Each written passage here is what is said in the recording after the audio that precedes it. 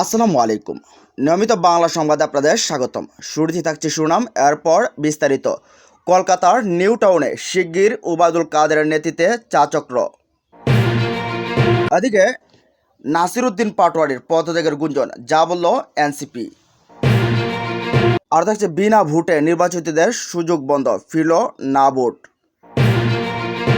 এবং সবশেষ জানিয়ে দেব, সারা দেশে দখলদারিত্ব চাঁদাবাজিতে বিএনপির দুই নেতা আঙ্গুল ফুলে কলা গাছ, এবার ধরা খেল। এতক্ষণ শুনছেন সংবাদ শিরোনাম, এবার জানুন পুরো বিস্তারিত। কলকাতার নিউ টাউনে শিগগিরই ওবায়দুল কাদেরের নেতৃত্বে চা চক্র। কলকাতায় অবস্থানরত আওয়ামী লীগ নেতারা শিগগির চা চক্রে মিলিত হচ্ছেন বলে দলীয় সূত্রে জানা গেছে। এতে উপস্থিত থাকবেন আওয়ামী লীগের সাধারণ সম্পাদক এবং সাবেক মন্ত্রী ওবায়দুল কাদের। টাঙ্গাইল 2 আসনের আওয়ামী লীগের সাবেক সংসদ সদস্য তানভীর হাসান ওরফে ছোট মনিরের সঙ্গে তথ্য প্রতিবেদকের ফোনালাপে উঠে আসে এসব তথ্য। নিউটাউনে নিজের জীবনযাপন এবং টুকটাক ব্যবসায় ব্যস্ত থাকা এই সাবেক জনপ্রতিনিধি তাদের বৃহত্তর পরিকল্পনার কথা তুলে ধরেন। আলাপচারিতায় তিনি জানান, শিগগিরই নিউটাউনে একটি গুরুত্বপূর্ণ আলোচনা বা সভার আয়োজন করা হচ্ছে। তার ভাষ্য অনুযায়ী এ চা চক্র অনুষ্ঠিত হবে আওয়ামী লীগের সাধারণ সম্পাদক এবং সাবেক সড়ক পরিবহন ও সেতুমন্ত্রী ওবায়দুল কাদেরের নেতৃত্বে। ওই বৈঠকে থেকে চূড়ান্ত হতে পারে আগামী মাসে নিউটাউন থেকে আওয়ামী লীগ কী পদক্ষেপ নেবে। আলাপচারিতার সময় মনিরকে যথেষ্ট আত্মবিশ্বাসী মনে হয়েছে। বাংলাদেশে সাম্প্রতিক অরাজক পরিস্থিতির কথা উল্লেখ করে তিনি মন্তব্য করেছেন, তা দেশের রাজনৈতিক অঙ্গনে নতুন করে চাঞ্চল্য সৃষ্টি করতে পারে। আত্মবিশ্বাসের সুরে তিনি স্পষ্ট ভাষায় শিগগিরই আমরা ফিরব বলে কার্যত হুমকি দিয়েছেন। আওয়ামী লীগের সাবেক এমপি দাবি করেছেন, ভারতের দয়ায় আমরা দেশে অনেক কিছু গড়েছিলাম, সব শেষ করে দিল ইউনূস।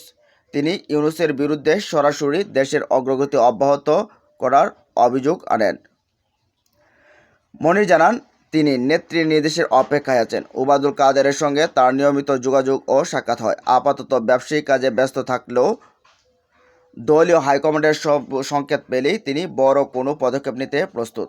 তার এ বক্তব্য স্পষ্ট, আগামী দিনে নিউটাউন থেকে বড় ধরনের কোনো রাজনৈতিক উদ্যোগ নেওয়া হতে পারে। সাম্প্রতিক সময়ে বাংলাদেশে ঘটে যাওয়া নাশকতার ঘটনাগুলোর নেপথ্যে আওয়ামী লীগের কোনো ভূমিকা রয়েছে কিনা এ প্রশ্নের জবাবে মনির সতর্ক অবস্থানে ছিলেন। তিনি বলেন, এ বিষয়ে আমি কিছু বলতে পারবো না, তবে তিনি হুঁশিয়ারি দেন, হাসিনা না থাকলে বাংলাদেশ ধ্বংস হয়ে যাবে এভাবেই।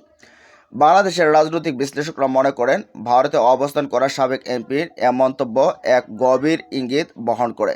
যখন দেশে অন্তর্বর্তী সরকার ও নির্বাচন পরিস্থিতি নিয়ে বিতর্ক তুঙ্গে, তখন সীমান্তের ওপারে থেকে প্রত্যাবর্তনের এ হুমকি এবং বাংলাদেশ ধ্বংসের বার্তা দলটির কৌশলগত অবস্থানকেই প্রতিফলিত করে। দেশের বর্তমান সহিংসতা ও রাজনৈতিক অচলাবস্থার মাঝখানে নিউটাউনের এই চা চক্র দুর্নিয়ন্ত্রিত কোনো রাজনৈতিক খেলার প্রস্তুতি কিনা, সে প্রশ্ন এখন সবার মুখে মুখে। এদিকে নাসিরউদ্দিন পাটোয়ারির পদত্যাগের গুঞ্জন, যা বলল এনসিপি। জাতীয় নাগরিক পার্টির এনসিপির মুখ্য সমন্বয়ক নাসিরউদ্দিন পাটোয়ারি দল থেকে অব্যাহতি চেয়ে পদত্যাগপত্র জমা দিয়েছেন বলে সামাজিক যোগাযোগ মাধ্যমে এমন একটি গুঞ্জন ছড়িয়ে পড়েছে। তার পদত্যাগের বিষয়টি সত্য নয় বলে জানিয়েছেন এনসিপি। বৃহস্পতিবার রাত 2টার দিকে এনসিপির যুগ্ম সদস্য সচিব ডক্টর সালেহ উদ্দিন রিফাত আমার দেশকে বলেন, নাসিরউদ্দিন পাটোয়ারি আমাদের সাথে আছেন। তিনি কিছুদিন আগেও নির্বাচন কমিশনে পার্টি নিবন্ধন সংক্রান্ত কাজে তার দায়িত্ব পালন করেছেন।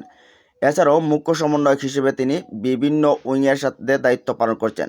তার পদত্যাগের বিষয়টি কিংবা দল থেকে অব্যাহতি নেওয়ার বিষয়টি সত্য নয়। এর আগে বৃহস্পতিবার সন্ধ্যা থেকে এনসিপির মুখ্য সমন্বয়কের পদ থেকে নাসিরউদ্দিন পাটোয়ারি অব্যাহতি চেয়ে পদত্যাগপত্র জমা দিয়েছেন বলে সামাজিক যোগাযোগ মাধ্যমসহ বিভিন্ন নিউজ পোর্টালে গুঞ্জন ছড়িয়ে পড়ে। এদিকে বিনা ভোটে নির্বাচিতদের সুযোগ বন্ধ, ফিরল না ভোট। সংসদীয় একক প্রার্থীর আসনে না ভোটের বিধান করা হয়েছে জানিয়ে আইন উপদেষ্টা আসিফ নজরুল বলছেন, না ভোটের বিধান যুক্ত করা হয়েছে। একজন প্রার্থী থাকলে সেখানে না ভোট হবে। 2014 সালের ভুয়া নির্বাচনের কথা নিশ্চয়ই মনে আছে। 153 বা 154টি আসনে একক প্রার্থী ছিল। এই ধরনের নির্বাচন যেন আর না হয়। একজন প্রার্থী থাকলে সেখানে যারা ভোটার আছে তারা না ভোট দিতে পারবেন। যে এই প্রার্থী তাদের পছন্দ না, যদি না বেশি ভোট পায় তখন সেখানে আবার নির্বাচন হবে। বৃহস্পতিবার প্রধান উপদেষ্টার কার্যালয়ে ডক্টর মোহাম্মদ ইউনূসের সভাপতিত্বে উপদেষ্টা পরিষদের বৈঠকে এক অনুমোদনে ইভিএম সংক্রান্ত বিধান বিলুপ্ত করা হয়। রাজধানীর ফরেন সার্ভিস একাডেমিতে ব্রিফিংয়ে আইন উপদেষ্টা আসিফ নজরুল এসব তথ্য জানান। তিনি বলেন, সংশোধিত আরপিওতে ইভিএম সংক্রান্ত বিধান বিলুপ্ত করা হয়েছে। আইনশৃঙ্খলা বাহিনীর সংজ্ঞায় সেনাবাহিনী, নৌবাহিনী, বিমান বাহিনী তথা প্রতিরক্ষা কর্ম বিভাগ অন্তর্ভুক্ত করা হয়েছে। ভোট গণনার সময় সাংবাদিকদের উপস্থিত থাকার বিধানটিও যুক্ত করা হয়েছে। তিনি আরও জানান, সংশোধিত আরপিওতে প্রার্থীর যোগ্যতা অযোগ্যতায় পলাতক ব্যক্তিদের নির্বাচনে অযোগ্য ঘোষণার বিধান যুক্ত করা হয়েছে। পলাতক আসামি বলতে কাকে বোঝানো হয়েছে এমন প্রশ্নের জবাবে আসিফ নজরুল বলেন, পলাতক হচ্ছে আদালত যখন পলাতক ঘোষণা করে। যেদিন আদালত আপনাকে আসতে বলছে, পত্রিকায় বিজ্ঞাপন দেওয়া হয়েছে, আসছেন না, আদালত পলাতক ঘোষণা করে, বিচার চলাকালীন সময়ে পলাতক হয়। সংশোধিত আরপিও নতুন বিধানের বিষয়ে আইন উপদেষ্টা বলেন, প্রার্থীদের হলফনামায় এফিডেভিটের মাধ্যমে দেশি বিদেশি আয়ের উৎসের বিবরণ দেওয়ার বিধান যুক্ত করা হয়েছে। এসব কিছু প্রধান উপদেষ্টার নির্দেশ দিয়েছেন। প্রার্থীদের দেশি বিদেশি আয়ের উৎস সম্পূর্ণ বিবরণ নির্বাচন কমিশনে জমা দিতে হবে। এটা ওয়েবসাইটে পাবলিশ করার ব্যবস্থা করা হবে, যেন সবাই জানতে পারে কিভাবে। উনি নির্দেশ দিয়েছেন, এ সংক্রান্ত বিধান আইনে থাকবে। এবার ভোটে প্রার্থীদের জামানত 20,000 টাকা থেকে বাড়িয়ে 50,000 টাকা করা হয়েছে। জোটভুক্ত হলেও প্রার্থীকে নিজ দলের প্রতীকে ভোট করার বিধান যুক্ত করা হয়েছে সংশোধিত আরপিওতে। এ বিষয়ে আইন উপদেষ্টা আসিফ নজরুল বলেন, নির্বাচনী জোট হলে জোটের অংশ হলেও দলের প্রতীকে ভোট করতে হবে, যাতে ভোটাররা ক্লিয়ার আইডিয়া পায় উনি কোন দলের। নির্বাচনী কাজে নিয়োজিত ব্যক্তি প্রবাসী বাংলাদেশিদের জন্য পোস্টাল ব্যালটে ভোটের বিধান আরপিও যুক্ত করা হয়েছে।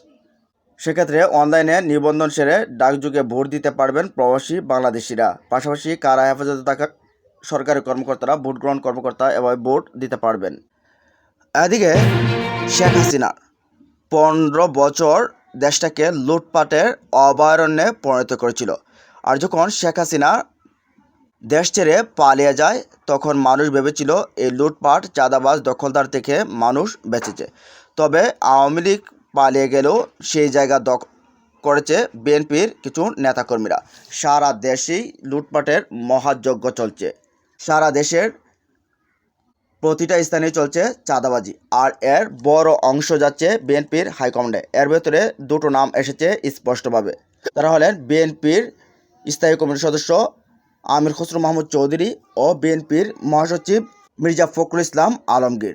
নেটিজেনরা মনে করছেন যে এই দুজনের নির্দেশের সারা দেশেই এই ধরনের চাঁদাবাজির মহামারী চলছে এবং তাদেরকে গ্রেফতার করা এখন সময়ের দাবি।